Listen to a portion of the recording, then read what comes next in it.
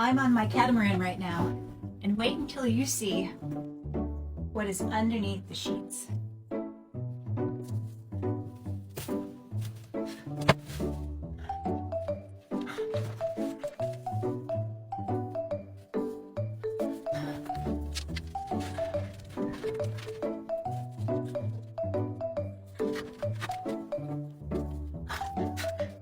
So when you're sleeping in your bed at night, you're sleeping on top of a hot water heater,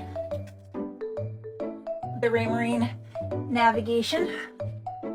This is a really big alternator, which feeds off of our port engine, which is right behind us, which allows us to charge up the batteries on the boat a lot faster. And right now takes the place of a generator. We don't have a generator on board. We're on the fence about getting one. And we also have in here, this is my 16,000 BTU Webasto Platinum air conditioning and heating. And this only works when we are hooked up at the dock because it takes so much electricity. And this is our engine starter battery.